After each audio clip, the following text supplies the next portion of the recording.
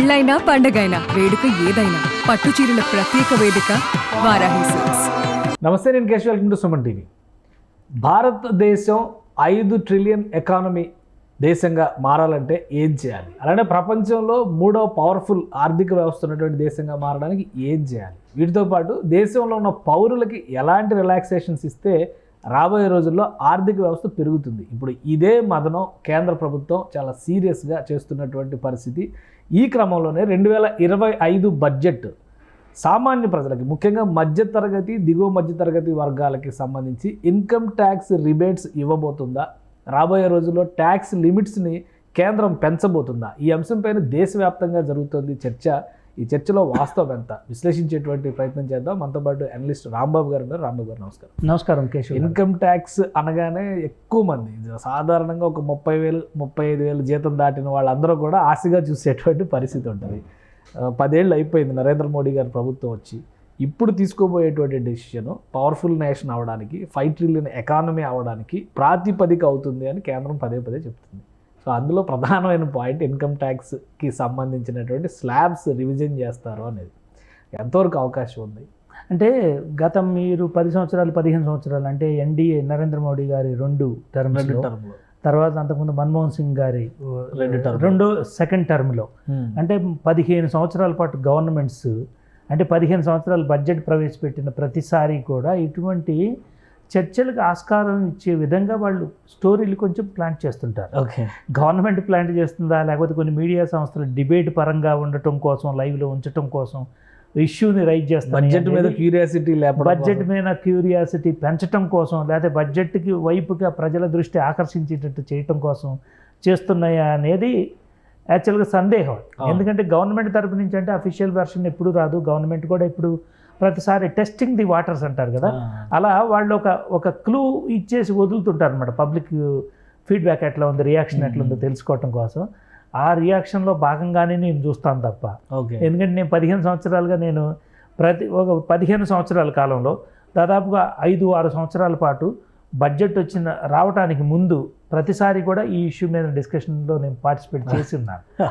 కాబట్టి ఈసారిది కూడా అలా కాకూడదని నా ఆశ, బట్ అలాగే ఉంటుందనేది నా అంతరాత్మ చెప్తుంది. కానీ అంటే ఎకానమీ ఇప్పుడున్న ప్రస్తుతం ఉన్నటువంటి సిస్టంలో వీళ్ళు జీడిపి పెరగాలని చెప్పారు, కన్జంప్షన్ రేట్ పెరగాలన్నారు. కానీ కన్జంప్షన్ రేటు బాగా తగ్గిపోవడం వలన సర్క్యులేషన్ కూడా పడిపోయింది అనేటువంటి ఒక విమర్శ ఉంది. ఇది గ్రో అవ్వాలంటే ఏం చేయాలని ఈ మధ్య ప్రధానమంత్రి గారు ఎకనామిస్టుల అందరితో కూడా ఒక మీటింగ్ ఆర్గనైజ్ చేశారు. ట్యాక్సేషన్ మీద రకరకాల అభ్యంతరాలు వచ్చినాయి. ఓకే, సో అందులో ఇన్కమ్ ట్యాక్స్ లిమిట్స్ కూడా ఒక చర్చ అని బయటకు వచ్చింది.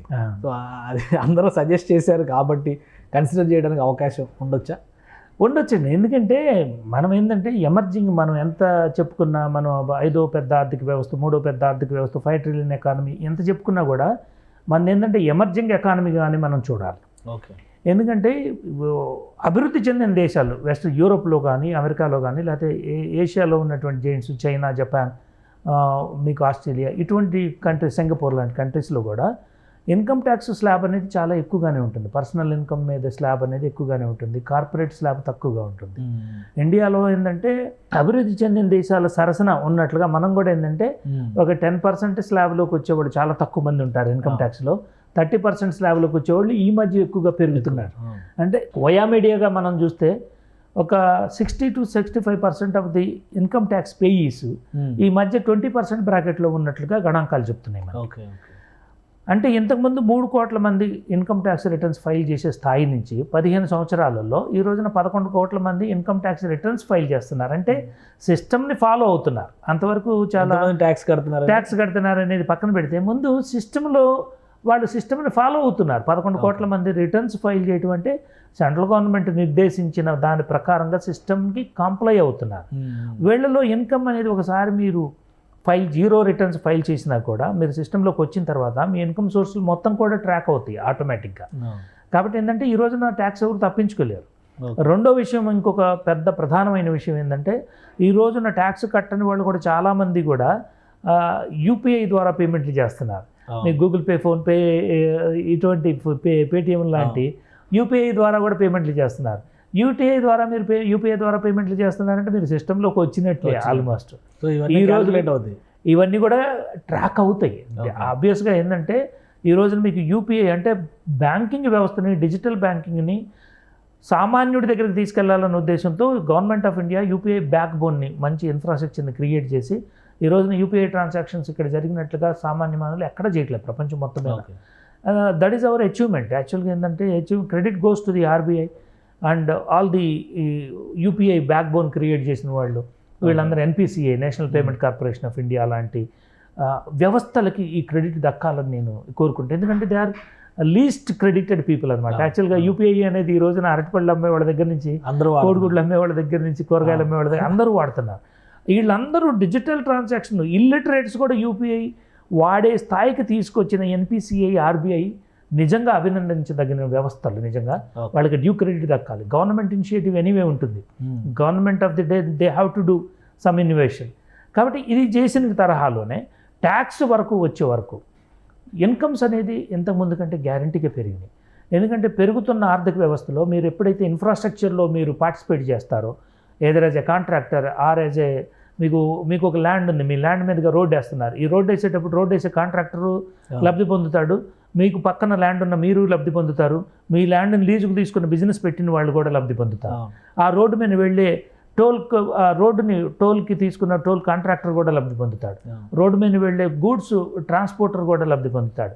ఇన్ని రకాలుగా ఏంటంటే మల్టిప్లికేషన్ ఎఫెక్ట్ ఉన్నప్పుడు, ఈ మల్టిప్లికేషన్ ఎఫెక్ట్లో మీకు ఇన్ఫ్రాస్ట్రక్చర్ కానీ గవర్నమెంట్ ఇనిషియేటివ్స్ ఇన్కమ్ని ఎక్కువ జనరేట్ చేస్తున్నాయి. మరి ఆబ్వియస్గా ఇన్కమ్ జనరేట్ చేసినప్పుడు ట్యాక్స్ పే చేయాలి కదా. ఇన్కమ్ జనరేట్ చేసేటువంటి క్రమంలోనే ట్యాక్సేషన్ పాలసీలో ప్రధానంగా జిఎస్టీ దగ్గర నుంచి ప్రతి దానిలోనూ ట్యాక్స్ వసూలు చేస్తూ మళ్ళీ ఇన్కమ్ ట్యాక్స్ని టార్గెట్ చేయడం అనేది, పర్సనల్ ఇన్కమ్ని టార్గెట్ చేయడం అనే దానిపైన ఎక్కువ అబ్జెక్షన్స్ ఉన్నాయనేది ఇప్పుడు చెప్తున్నటువంటి మాట. కరెక్ట్. సో దీన్ని కరెక్ట్ చేసేటువంటి అవకాశం ఉంటుందా లేదా అంటే? కరెక్ట్ చేయాల్సిన అవసరం అక్కడక్కడ ఉంది. ఎందుకంటే మనం చూసినట్లయితే కొన్ని పాల మీద ఆ మధ్య జిఎస్టీ పెంచినప్పుడు పాల మీద కూడా వేసారు కదా, పాల ధరల మీద, పాప్కార్న్ మీద వేసినప్పుడు ఆబ్వియస్గా మనకి ఏంటంటే మనం ఫ్రీకి అలవాటు పడినప్పుడు సడన్గా మనం ట్యాక్స్ పెడితే ఆ షాక్ ఎఫెక్ట్ అనేది ఉంటుంది. ఆబ్వియస్గా మీరు మొక్కజొన్న కంకుల్ని ఉడకబెట్టుకొని తింటే దాంట్లో ఏం వాల్యూ ఎడిషన్ లేదు. మీరు మిషన్లో వేసి దానికి ఆయిల్ రాసి, బట్టర్ రాసి, దాన్ని ఒక ప్యాకింగ్ చేసి మీరు దాన్ని 30 రూపాయలు దాన్ని 150 రూపాయలకు వసూలు చేసినప్పుడు ఆబ్వియస్గా ట్యాక్స్ అట్రాక్ట్ అవుతుంది, ట్యాక్స్ కట్టాలి. దాని మీద ట్యాక్స్ వేయటం అనేది పాప్కార్న్ ఏదైతే బ్రాండెడ్ పాప్కార్న్ ఉందో ప్రాసెస్ అయిన ప్రతి గుడ్కి మరి ట్యాక్స్ కట్టాలి కదా. వాళ్ళు ఏమి ఊరికే ఛార్జ్ చేయట్లేదు, కస్టమర్స్కి ఛార్జ్ చేస్తున్నారు కదా. వాళ్ళు చేసినప్పుడు పాప్కార్న్ మీద కూడా జిఎస్టీ వేస్తే తప్పే ఉంది, ఏమీ లేదు అందులో. ఈ ఏంటంటే కొంచెం షాకింగ్ ఎఫెక్ట్స్ కాబట్టి మనం డిస్కషన్లోకి వస్తుంటాయి. కానీ అంటే సినిమా చూస్తూ, వినోదంగా సినిమా చూస్తూ మీరు పాప్కార్న్ తింటుంటే కూడా జిఎస్టీ వేస్తారా అని కొంతమంది అనొచ్చు. కానీ మీరు 150 రూపాయలు పెట్టి పాప్కార్న్ కొంటున్నారు కదా, 100 రూపాయలు పెట్టుకోండి. అక్కడ ఆప్షన్ లేదు కదా. ఆప్షన్ లేదు. బట్ ఆప్షన్ మీరు చూజ్ చేసుకుంటున్నారు. Nobody is forcing to buy you. ఎవరు నిన్ను బలవంతం పెట్టట్లేదుగా పాప్కార్న్ కొనమని. ఇష్ట ప్రకారమే కొంటున్నప్పుడు ట్యాక్స్ కట్టడంలో తప్పేం లేదని నా పర్సనల్ అభిప్రాయం. గవర్నమెంట్ అభిప్రాయం కూడా అది అయ్యి ఉండొచ్చు కాబట్టి వాళ్ళు ట్యాక్స్ వేస్తూ ఉంటారు. ఇప్పుడు ఈ ట్యాక్స్ రివిజన్స్ అనేవి అంత ఆశించినట్టుగా ప్రచారంలో ఉన్నంత ఎక్కువగా జరగకపోవచ్చు. ఎందుకంటే మనం చూస్తే ఈ రోజున దాదాపు 40 లక్షల కోట్ల బడ్జెట్ సెంట్రల్ గవర్నమెంట్ది కేశవ్ గారు. మీరు 40 లక్షల కోట్ల బడ్జెట్ కనుక చూస్తే దీన్ని మన ఫెడరల్ గవర్నమెంట్ దగ్గర సెంట్రల్ గవర్నమెంట్ దగ్గర ఫండ్స్ సోర్సు చాలా తక్కువ కేశవ్ గారు. ఈ రోజున మీరు చూసినట్టయితే డివల్యూషన్ ఆఫ్ ది ట్యాక్సెస్ కింద 42% నరేంద్ర మోడీ గారి గవర్నమెంట్, అంటే వచ్చిన ప్రతి రూపాయలు 42 పైసా రాష్ట్రాలకి తిరిగి ఇచ్చేస్తున్నారు. గవర్నమెంట్ దగ్గర ఎంత ఉంది? 58 పైసా. ఈ 58 పైసాలో నేషనల్ ఎడ్యుకేషన్ పాలసీ కింద, నేషనల్ ఇన్ఫ్రాస్ట్రక్చర్ పాలసీ కింద, నేషనల్ డిఫెన్స్ పాలసీ కింద వాడు ఖర్చు పెట్టాల్సింది మోర్ దాన్ 58 పైసా ఉంది.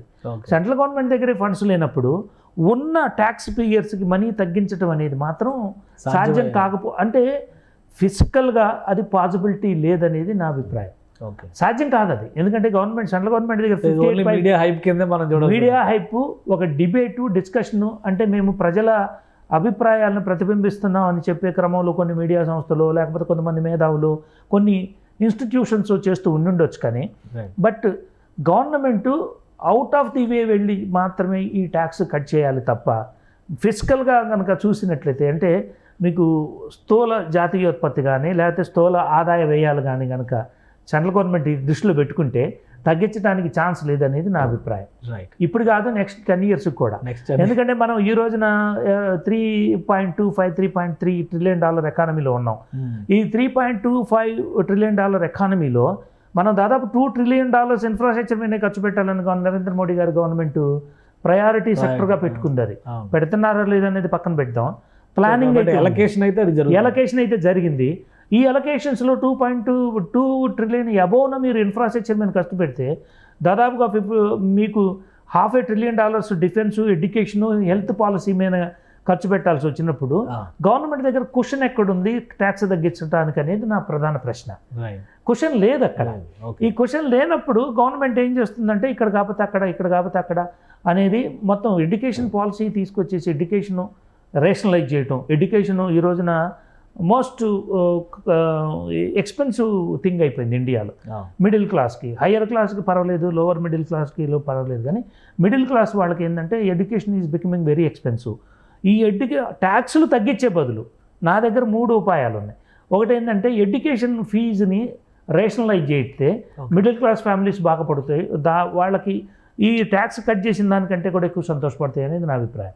రెండోది ఏంటంటే వైద్యాన్ని కనుక అందరికీ అందుబాటులో ఉంచి గవర్నమెంటే సూపర్ స్పెషాలిటీ హాస్పిటల్స్, గవర్నమెంట్ హాస్పిటల్స్లో మల్టీ స్పెషాలిటీ ఇటువంటి వైద్యం కనుక అందించేటట్లయితే సామాన్యులు మిడిల్ క్లాస్ వాళ్ళు అందరూ యూటిలైజ్ చేసుకునేటట్లుగా ఆ స్టిగ్మా ఏదైతే ఉందో గవర్నమెంట్ హాస్పిటల్స్లో సర్వీస్ బాగోలేదు వైద్యం, ఆ స్టిగ్మాని తీసేయగలిగితే చైనా లాంటి కంట్రీ చేయగలిగింది అది. ఎందుకంటే అక్కడ మొత్తం అన్ని hospitals government run, rationalised charges, అంటే ఫ్రీగా ఉంటుందని కాదు, దాని యూజర్ ఛార్జెస్, రేషనలైజ్డ్ ఛార్జెస్. ఇక్కడ కూడా మనం గవర్నమెంట్ తెలుగుదేశం ఎన్టీ రామారావు గారు ఉన్నప్పుడు యూజర్ ఛార్జెస్ అని చెప్పి గవర్నమెంట్ హాస్పిటల్ వైద్యం నామినల్గా వసూలు చేసేవాళ్ళు.